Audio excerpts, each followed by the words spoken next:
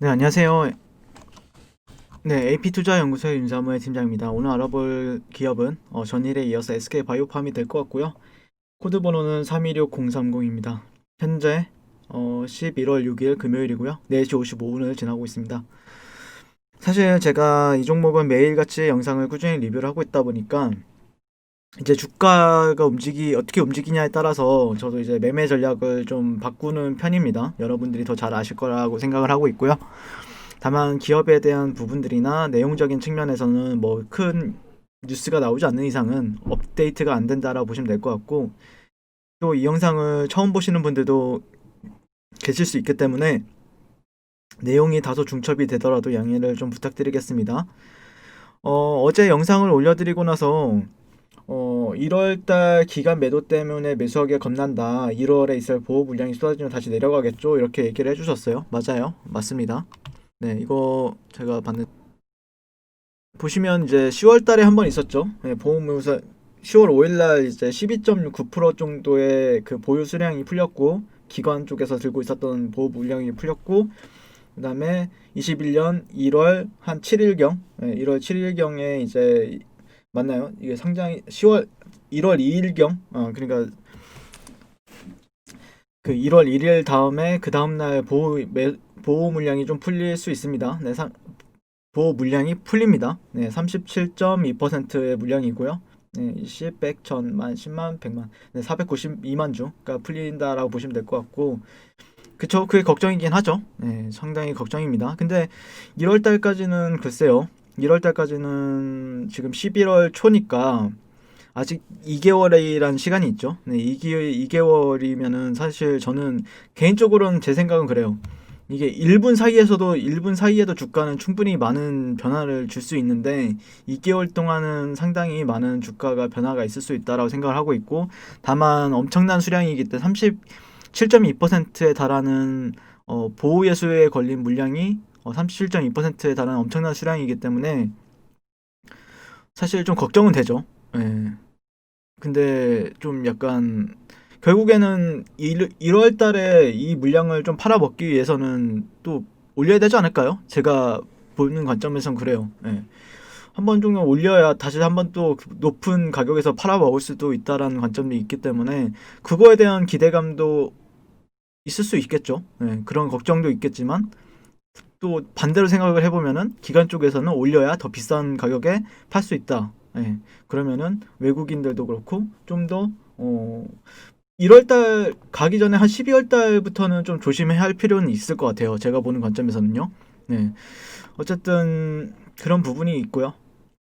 예, 단기적으로는 제가 가장 그러니까 이런 종목에서 가장 매수나 아니면 매도하기에는 좋은 건 뭐냐면은 결국에 손절을 잡고 매매를 하는 게 가장 좋은 습관이 될 수 있겠다라고 말씀을 드리는 거죠. 예, 손절을 하게 되면은 뭐 사실 손절을 하면은 무조건 이제 제가 어떻게 보면은 그냥 시장을 계속해서 뭐 시장이 열릴 때마다 계속 맨날 보니까 스탑로스를 항상 걸고 해요. 저 같은 경우에는 매매를 뭐 실질적으로 어떻게 보면은 호가창 배열만 본다고 하더라도 거기에 이제 스탑로스 기능을 다 옆에다 두고 하거든요.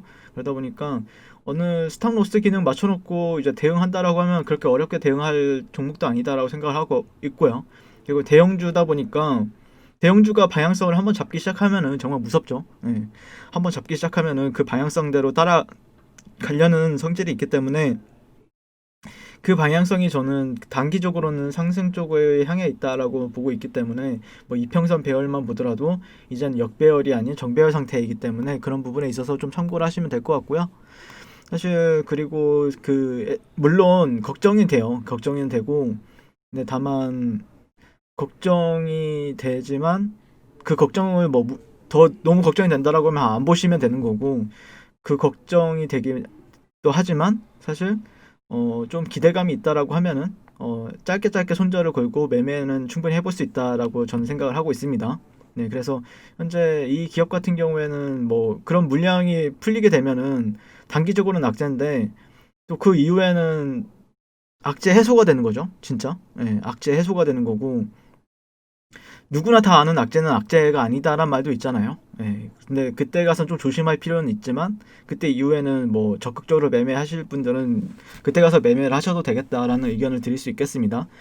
뭐 사실 이 종목에 대해서 너무 많이 설명을 드렸고 그래도 처음 보시는 분들도 계시기 때문에 뭐 어떤 기업인지는 알려드려야 될 것 같아서 신약 개발 사업을 영위를 하고 있습니다. 네, 신약 개발 기업이 우리나라에서는 뭐 이렇게 대기업 쪽에서는 그렇게 많지는 않아요. 삼성 바이오로직스 같은 경우에는 물론 그 안에 삼성 바이오로직스 안에 있는 계열사 중에 뭐였죠? 갑자기 기억이 안 나네요. 아무튼 신약 개발 사업을 영위하는 기업이 있고 CMO 사업을 같이 영위를 하고 있죠. 근데 이 회사 같은 경우에는 신약 개발 사업만을 영위를 하고 있습니다.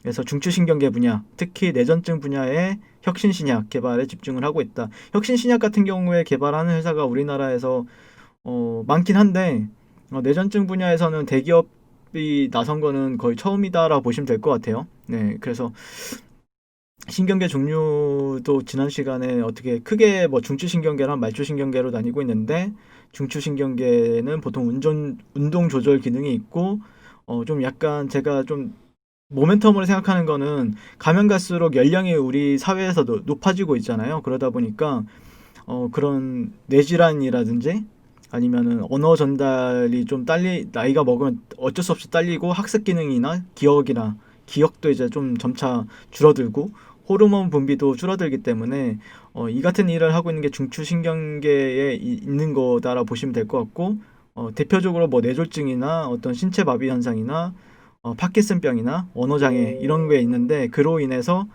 의료기술로 발달로 인해서 오히려 그거는 좀 안 좋아지고 있죠. 고령화가 되고 있기 때문에 그 고령화에 맞게 중추신경계 관련 질환 발병률도 계속해서 증가되고 있는 추세입니다.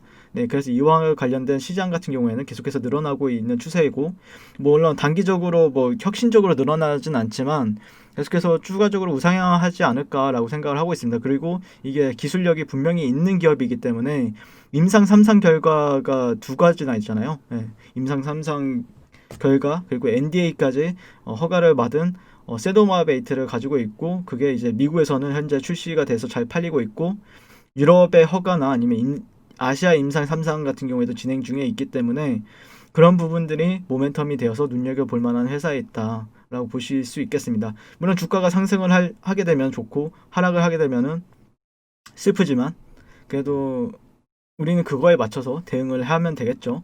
네, 그래서 오늘 주봉은 상당히 안정적으로 다시 이 음봉을 감싸는 양봉으로 마감이 됐습니다. 네, 결국에는 뭐라 해야 될까요? 지난 시간에도 말씀을 드렸지만 이 양봉 있죠? 이 첫 번째 주 양봉의 중심값과 여제 중심값과 이 중간 라인, 네, 중간 라인에서 결국 지지를 받으니까 조금 여기는 어떻게 보면은 이제 지나고 나니까 여기는 분할 매수 구간이었구나라고 생각이 드는 거죠. 예. 보통 이제 단기 단타나 아니면 단기 스윙은 보통 이렇게 기준봉 세워놓고 기준봉에 이렇게 이 중심값과 이 중심값의 종가와 중심값의 중간 사이에서 매수를 보통 받거든요. 예. 그러면 단기적으로 한 5%든 10%든 수익을 가져갈 수가 있는데 이 종목도 그런 부분에 있어서 주봉상 유효했던 부분이 있는 것 같고요. 현재는 글쎄요. 제가 보는 관점에서는 좀 더 갈 수 있다라고 생각을 하고 있고요. 예, 뭐 변함은 없습니다. 네, 여기를 잘 지켜주고 있죠. 오늘도. 예, 이전의 저가를 뭐 깨진 것도 아니고 물론 깨게 되면은 또 횡보가 좀 예상이 되지만 아직까지 5일선을 위에 있고 기다려주고 있는 흐름을 보여주고 있고 5일선 지지만 잘 받아준다라고 하면은 추가적으로 양봉이 발생이 될 수가 있겠다라고 의견 드리면서 오늘 리뷰는 마치도록 하겠습니다. 네, 주봉은 잘 마무리가 된 것 같습니다. 네, 주봉은 참 마무리가 잘 된 것 같고 뭐 크게 매물대가 많지는 않기 때문에 네, 탄력이 좀 저는 좀 기대가 되는 부분이 있습니다. 네. 어느 구간을 돌파를 해주면은 어느 선까지는 또 탄력이 기대가 되는 부분들이 있기 때문에 그런 부분들을 좀 생각하면서 다음 주 시장에 좀 기대해 보면서 마무리하게 될 것 같고요. 시청해 주셔서 감사드리고 성공 투자하세요. 그리고 무료 추천 종목을 매일매일 드리고 있습니다. 네이버에서요. AP투자연구소를 검색하시고요. 웹사이트 상단에 AP투자연구소 홈페이지로 갈 수 있는 링크가 나옵니다. 이렇게 클릭하시게 되면요. 네, 홈페이지로 접속하실 수가 있는데요. 화면 가운데 라이브로 깜빡깜빡하는 게 보이시죠? 그 밑에 2020년 무료 추천 종목이 있습니다. 클릭하시게 되면 매일매일 저희 소장님께서 댓글로 리딩을 해드리고 있습니다. 10월 30일, 10월 29일 계속해서 매일매일 추천 도와드리고 있고요. 오늘의 추천 종목의 동향을 한번 살펴보도록 할게요. 네, 7시 47분부터 댓글 리딩에 들어가신 걸 볼 수가 있고요. 간밤에 있었던 미증시에 대한 설명부터 상승과 하락에 대한 이유까지 댓글로서 리딩을 도와드리고 있습니다. 그래서 이제 9시가 되면 종목 추천이 나가는데요. 종목명, 매수가, 1차 목표가, 손절가가 함께 제시가 됩니다. 오늘 같은 경우에는 신성 ENG가 추천이 나왔고요. 현재가 3,170원 매수, 1차 목표가 3,265원, 손절가 3,020원으로 대응합니다 라고 목표가와 손절가가 같이 제시가 됩니다. 그랬을 때 주가가 상승하게 되었을 때 목표가에 도달했을 때는 목표가에 도달했다고 댓글로서 리딩을 도와드리고 있고요. 하락하면 하락하게 되었다고 손절에 대한 리딩도 함께 해드리고 있습니다. 지금 이 무료 추천 종목은 로그인을 하지 않아도 누구나 다 볼 수 있는 공개되어 있는 댓글 리딩이기 때문에 홈페이지에 오셔서 종목이 필요하신 분들은 많은 도움 받아가시면 좋겠습니다. 감사합니다.